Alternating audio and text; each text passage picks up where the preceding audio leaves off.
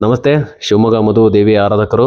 ಇವತ್ತಿನ ವಿಶೇಷವಾದಂತಹ ವಿಚಾರ ನಿಮ್ಮ ಹತ್ರ ಹಂಚ್ಕೋಬೇಕಂತ ಬಂದಿದ್ದೀನಿ. ಬಾಡಿಗೆ ಮನೆಗಳಿಗೆ ಹೋಗ್ತೀವಿ ನಾವು. ಆ ಬಾಡಿಗೆ ಮನೆಗಳಿಗೆ ಹೋಗುವಂಥವ್ರಿಗೆ ಚೇಂಜ್ ಮಾಡಿಕೊಂಡು ಹೋಗ್ತಾರೆ. ಎರಡನೇದು ಹೊಸ ಭೂಮಿ ತೊಗೊಂಡು ಮನೆ ಕಟ್ಟೋರಿಗೆ. ಮೂರನೇದು ಯಾರ್ದೋ ಮನೆ ಖರೀದಿಗೆ ತೊಗೊಳೋರಿಗೆ. ಇದನ್ನು ನೀವು ತಗೋಬೇಕಾದ್ರೆ ದಯವಿಟ್ಟು ನಿಮಗೆ ಗೊತ್ತಿರುವಂಥ ದೇವಸ್ಥಾನಕ್ಕೋ ಅಥವಾ ಪ್ರಶ್ನೆ ಹಾಕೋರ ಹತ್ರನೋ ಅಥವಾ ದೇವಿಗಳ ಹತ್ರನೋ ಹೋಗಿ ಚೆಕ್ ಮಾಡಿಸ್ಕೊಂಡು ಹೋಗಿ. ಯಾಕಂದರೆ ಮೊನ್ನೆ ಯಾರೋ ಒಬ್ಬರು ತುಂಬ ಚೆನ್ನಾಗಿರೋ ಫ್ಯಾಮಿಲಿ ಒಂದು ಬಾಡಿಗೆ ಮನೆಗೆ ಹೋಗುತ್ತೆ. ಆ ಬಾಡಿಗೆ ಮನೆಯಲ್ಲಿ ಹೋಗಿದ್ಮೇಲೆ ಅವ್ರ ಮಗಳಿಗೆ ಹುಷಾರಿಲ್ದಂಗೆ ಆಗತ್ತೆ. ಏನೋ ಒಂಥರ ಹಿಂಸೆ, ಹೊಟ್ಟೆ ನೋವು, ಸಂಕಟ, ಕೆಟ್ಟ ಕನಸು ಏನು ಅಂತಲೇ ಅರ್ಥ ಆಗೋದಿಲ್ಲ. ಅವ್ರು ಚೆನ್ನಾಗಿದ್ದ ಫ್ಯಾಮಿಲಿ, ತುಂಬ ಚೆನ್ನಾಗಿರೋ ಫ್ಯಾಮಿಲಿ. ಗಂಡ ಹೆಂಡತಿ 2 ಮಕ್ಕಳು. ಅದರಲ್ಲಿ ದೊಡ್ಡ ಹುಡುಗಿಗೆ ಸ್ವಲ್ಪ ಅಪ್ಸೆಟ್ ಆಗುತ್ತೆ. ಹೆಲ್ತ್ ಅಪ್ಸೆಟ್ ಆಗಿ ತುಂಬ ಸಫರ್ ಪಡ್ತಾ ಹೋಗ್ತಾಳೆ. ಏನು ಅಂತ ಗೊತ್ತಾಗೋದಿಲ್ಲ. ಆಸ್ಪತ್ರೆಗೆಲ್ಲ ತೋರಿಸ್ತಾರೆ, ಎಲ್ಲ ನಾರ್ಮಲ್ ರಿಪೋರ್ಟು. ಕೊನೆಗೆ ಎಲ್ಲ ಕಡೆ ಸುತ್ತುತ್ತಾರೆ, ಏನು ಅದಕ್ಕೆ ಪರಿಹಾರಗಳೇ ಅವರಿಗೆ ಸಿಗೋದಿಲ್ಲ. ಎಲ್ಲಿ ಹೋದ್ರೂ ಕೂಡ ಇಲ್ಲ, ನಿಮ್ಗೆ ಯಾರೋ ವೈಯಕ್ತಿಕವಾಗಿ ದ್ವೇಷ ಇತ್ತು ಮಾಟ ಮಾಡಿದ್ದಾರೆ, ಅಥವಾ ನಿಮ್ಮ ಯಜಮಾನ್ರ ಕಡೆ ಕೆಲಸ ಮಾಡೋರು ಯಾರೋ ನಿಮಗೆ ವೈಯಕ್ತಿಕವಾಗಿ ದ್ವೇಷದಲ್ಲಿ ಮಾಟ ಮಾಡಿದ್ದಾರೆ, ಬರ್ರೇ ಇದೆ. ಅವರಿಗೆ ಆಯಿತು ಸರಿ ಮಾಡಿಕೊಡಿ ಅಂದ್ರೂ ಕೂಡ ಏನೋ ಇವತ್ತು ಮಾಡೋದು, 1-2 ದಿನ 3 ದಿನ ಚೆನ್ನಾಗಿ ಅನ್ಸೋದು, ಮತ್ತೆ 4-5 ದಿನಕ್ಕಾಗಿ ರೀತಿ ಮನೆಗೆ ಅದು ಇದೆಲ್ಲ ಕಟ್ಟಿದ್ದಾರೆ, ಸುಮಾರು ಕಟ್ಟಿದ್ದಾರೆ. ಈ ಕಟ್ಲೆಗಳು ಕಾಯಿಗಳೆಲ್ಲ ತಂದು ಕಟ್ಟಿದ್ದಾರೆ. ಆದ್ರೂ ಏನು ಅವ್ರಿಗೆ ಅಷ್ಟು ಸ್ಯಾಟಿಸ್ಫ್ಯಾಕ್ಷನ್ ಅನಿಸಿಲ್ಲ. ಸ್ವಲ್ಪ ಹೊತ್ತು 1 ತಿಂಗಳು ಚೆನ್ನಾಗಿ ಅನಿಸೋದು, ಮತ್ತೆ ಪ್ರಾಬ್ಲಮ್ ಸ್ಟಾರ್ಟ್ ಆಗೋದು. ಆ ಹುಡುಗಿನ ನಾವು ಇಲ್ಲಿಗೆ ನಮಗೆ ಫೋನ್ ಮಾಡಿದ್ರು. ಆ ಹುಡುಗಿನ ಇಲ್ಲಿ ಕರ್ಸಿದ್ವಿ. ಕರೆಸಿ ಕಡೆಗೆ ಮಾತಾಡಿದ್ಮೇಲೆ ಆ ಹುಡುಗಿ ಮೇಲೆ ಆವೇಶ ಆಯಿತು.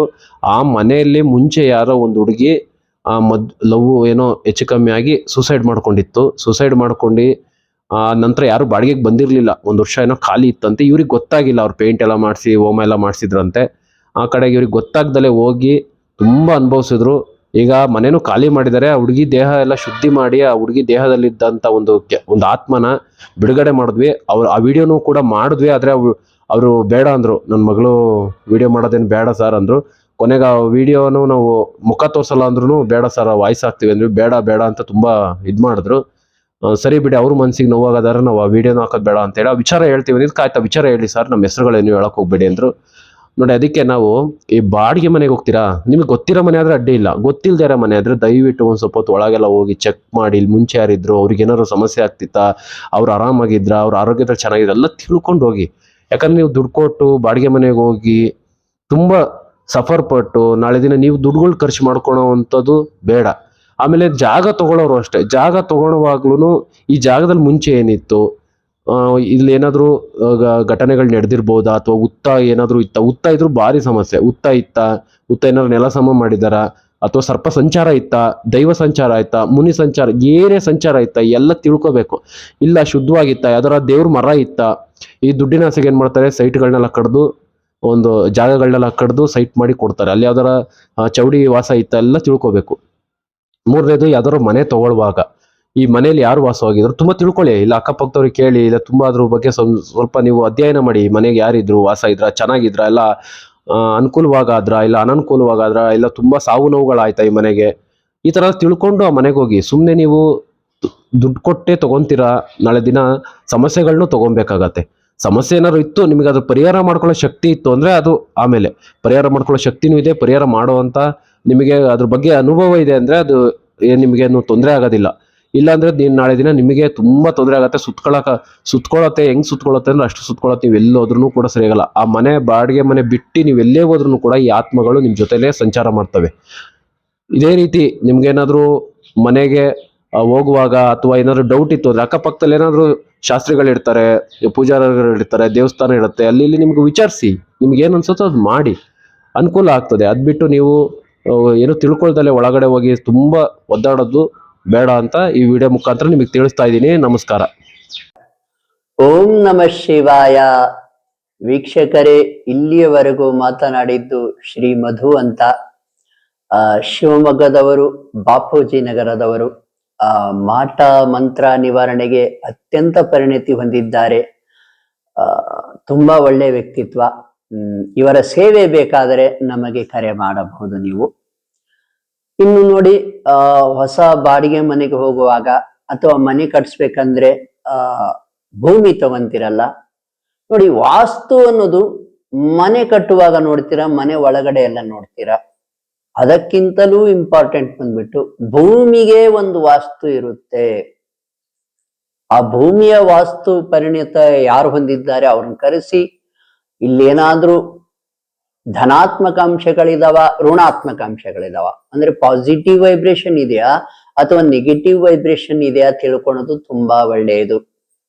ಹಾಗೆಯೇ ನೀವು ಬಾಡಿಗೆ ಮನೆಗೆ ಹೋಗ್ತಿರಲ್ಲ, ಆಗಲೂ ಕೂಡ ಆ ಮನೆಯಲ್ಲಿ ಪಾಸಿಟಿವ್ ವೈಬ್ರೇಷನ್ ಇದೆಯಾ ಅಥವಾ ನೆಗೆಟಿವ್ ವೈಬ್ರೇಷನ್ ಇದೆಯಾ ತಿಳ್ಕೊಳೋದು ತುಂಬಾ ಒಳ್ಳೆಯದು.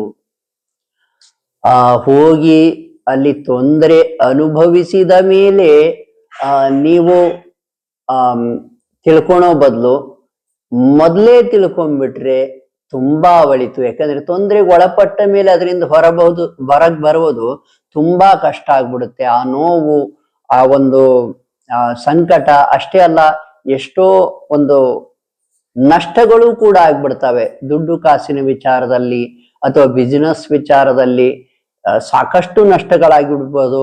ಆದ್ದರಿಂದ ನೀವು ಬಾಡಿಗೆ ಮನೆ ಹೋಗುವಾಗಲಾದ್ರೂ ಮತ್ತು ಹೊಸ ಭೂಮಿಯನ್ನು ಖರೀದಿ ಮಾಡಿಬಿಟ್ಟು ಅಲ್ಲಿ ಮನೆ ಕಟ್ಟುವಾಗ ಪಾಸಿಟಿವ್ ವೈಬ್ರೇಷನ್ ಇದೆಯಾ, ನೆಗೆಟಿವ್ ವೈಬ್ರೇಷನ್ ಇದೆಯಾ, ಇಷ್ಟು ನೋಡ್ಕೊಳ್ಳೋದು ತುಂಬಾ ಮುಖ್ಯ. ಇದಕ್ಕೇನಾದ್ರೂ ನಿಮಗೆ ಸಲಹೆ ಬೇಕಾದ್ರೆ ನೀವು ನಮಗೆ ಕರೆ ಮಾಡಬಹುದು. ನೋಡಿ, ನಮ್ಮ ಒಂದು ಬಳಗದಲ್ಲಿ ಮೈಸೂರಿನಿಂದ ಗುಲ್ಬರ್ಗ, ಬೆಳಗಾವಿ, ಮಂಗಳೂರು ತನಕ ಕೂಡ ಸಾಕಷ್ಟು ಜನ ನಮಗೆ ಶಾಸ್ತ್ರಿಗಳು ಪರಿಚಯ ಇದ್ದಾರೆ. ನಾವು ಅಲ್ಲೇ ನಿಮಗೆ ಸಲಹೆಯನ್ನು ಕೊಡಿಸಬಹುದು ಈ ಒಂದು ವಿಷಯಗಳಿಗೆ. ಅಷ್ಟೇ ಅಲ್ಲ, ಯಾವ್ಯಾವ ತೊಂದರೆ ಇದ್ರೂ ಕೂಡ ಆ ತೊಂದರೆಯನ್ನು ನಿವಾರಿಸೋ ಶಕ್ತಿ ನಮ್ಮ ಬಳಗಕ್ಕೆ ಇದೆ. ಅದಕ್ಕೂ ನಮ್ಗೆ ತುಂಬಾ ಖುಷಿ ಇದೆ, ಸಂತೋಷ ಇದೆ, ಹೆಮ್ಮೆ ಇದೆ. ಏನೇ ತೊಂದರೆ ಇದ್ರೂ ಕೂಡ ನೀವು ನಮಗೆ ಕರೆ ಮಾಡಬಹುದು. ನೋಡಿ, ಸಾಕಷ್ಟು ಜನ ಈ ಮಾಟ ಮಂತ್ರ ಆದವರು ಕೊಡಗಿನಿಂದ ಕಾಲ್ ಮಾಡಿದ್ದಾರೆ, ವೀರಾಜಪೇಟೆ, ಮೈಸೂರು, ಬೆಳಗಾವಿ, ಬಾಗಲಕೋಟೆ, ಗುಲ್ಬರ್ಗ, ನೋಡಿ ಈ ನಾಡಿನಾದ್ಯಂತ ಕರೆ ಮಾಡಿದ್ದಾರೆ. ಸಾಕಷ್ಟು ಜನರಿಗೆ ಆಲ್ರೆಡಿ ತೊಂದರೆ ಕಡಿಮೆನೇ ಆಗ್ಬಿಟ್ಟಿದೆ. ಎಲ್ಲರೂ ಕೂಡ ಕರೆ ಮಾಡಿ ತಿಳಿಸಿದ್ದಾರೆ.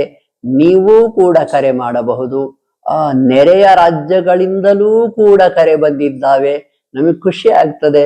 ಅವ್ರಿಗೂ ಕೂಡ ಇಲ್ಲಿಂದಲೇ ತೊಂದರೆ ನಿವಾರಿಸೋದು ಹೇಗೆ ಅಂತ ತಿಳಿಸಿದ್ದೇವೆ. ಅವ್ರ ತೊಂದರೆ ತಗ್ಗಿದೆ. ನೀವು ಕೂಡ ಕರೆ ಮಾಡಬಹುದು. ಜಾತಕ ರೀತ್ಯ ದೋಷ ಇದ್ರು ಅಥವಾ ಈ ಆತ್ಮಗಳ ಪ್ರಯೋಗ ಇದ್ರೆ ಅಥವಾ ಇನ್ಯಾವುದೇ ನೆಗೆಟಿವ್ ಅಂಶ ಇದ್ರೂ ಕೂಡ ನಾವು ಸೂಕ್ತ ಸಲಹೆ ನೀಡ್ತೇವೆ.